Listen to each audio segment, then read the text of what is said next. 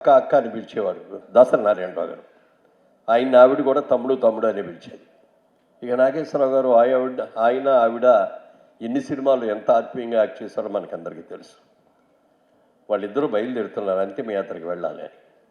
నేను వెళ్ళి దాసరి గారిని నాగేశ్వరరావు గారిని అడిగాను, సార్ నాకు చాలా అభిమానం ఉండే ఆవిడంటే, అంతిమయాత్రకు నేను కూడా వస్తానండి అని చెప్పి వాళ్ళిద్దరితో కలిసి మేము ముగ్గురం కలిసి మెడ్రాస్ వెళ్ళి అంతిమయాత్రలో పాల్గొని దాన సంస్కారం అయ్యే వరకు కూడా అక్కడ ఉన్నాం.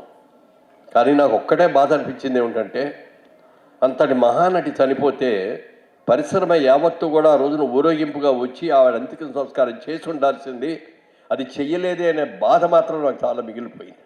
మరి అంతకుముందు వచ్చి బాడీని చూసి వెళ్ళారేమో నాకైతే తెలియదు. కానీ న్యాయంగా అయితే అంత మహానటి, అంత గొప్ప నటి చనిపోయినప్పుడు ఎంత అద్భుతంగా చేయాలి. ఆ రోజు షూటింగ్లు అన్నీ మానేయాలి, అన్నీ చేయాలి. అది ఒక్కటి మాత్రం చాలా బాధ అనిపించింది ఆ రోజున. అలాగే మైసూర్లో ఒక రోజున ఏదో షూటింగ్ కోసం అని వెళ్ళాం, బెంగళూరు నుంచి మైసూర్కి వెళ్ళే రోడ్లో. ఆ షూటింగ్ చేసిందే అయిపోయింది. ఈవినింగ్ ఫ్లైట్కి నేను మెడ్రాస్ వెళ్ళాలి. అక్కడ హోటల్లోకి వెళ్ళి ఇట్లా మన లిఫ్ట్ ఆన్ చేసేటప్పటికి ఆ లిఫ్ట్ పైనుంచి వచ్చి దిగింది. డోర్ ఓపెన్ అయిపోయింది.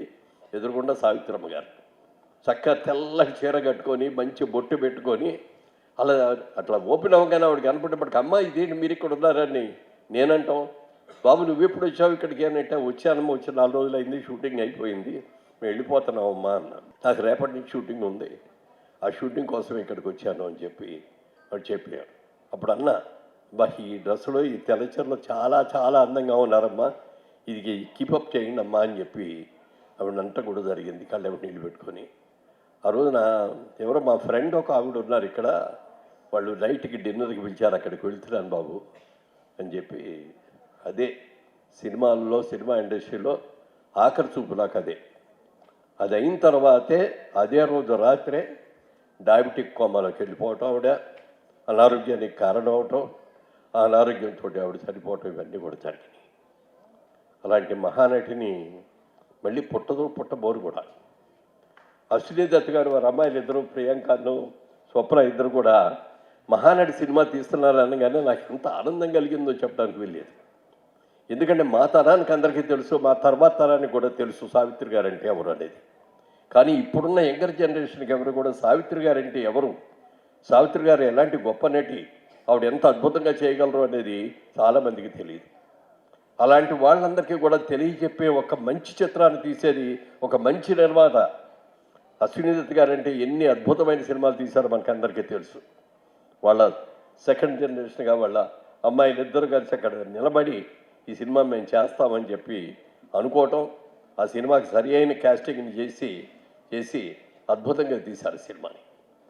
నాకు తెలిసినంత వరకు బయోపిక్ సినిమాల్లో ఆ సినిమా సక్సెస్ అయినంత ఏ సినిమా సక్సెస్ అవునా, అంత అద్భుతంగా ఆడింది. ఆ సినిమా 100 రోజులు ఆడింది.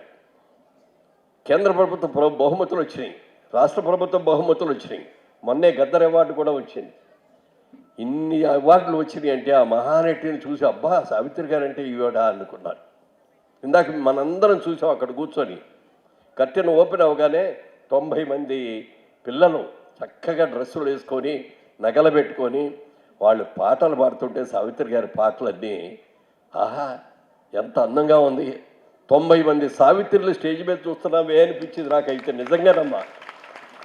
ఎందుకంటే పాట పాడేవాళ్ళు పాటే పాడతారు, పాట మీదే దృష్టి పడదు. కానీ ఆ పిల్లలందరూ చూస్తే సావిత్రి గారు నటించినట్టు నటించేశారు అన్నీ కూడా. ఎంత అద్భుతంగా చేశారండి. నా వీడియో కెమెరాలో నా ఫోన్లో ఇవన్నీ కూడా తీసుకున్నాను ఫోటోలు. అలాంటి మహానటి మరి వారి అమ్మాయి మరి విజయ చాముండేశ్వరి నిజంగా నాకు సొంత చెల్లెలు లాంటిది. అలాగే మా బావగారు గోవిందరావు గారు, ఆయన కూడా మాకు మంచి స్నేహితుడు. మెడ్రాస్లో ఉన్నప్పటి నుంచి కూడా చాలా కలిసిమెలిసి ఉండేవాళ్ళం. అమ్మ 90వ సంవత్సరం చేశారు, శత జయంతి ఉత్సవాలు కూడా మీరు దగ్గరుండి చేయించాలి, అది జరగాలి. మళ్ళీ మా సంజయ్ కిషోరే ఈ శత జయంతి ఉత్సవాలు చేసుకోవాలి.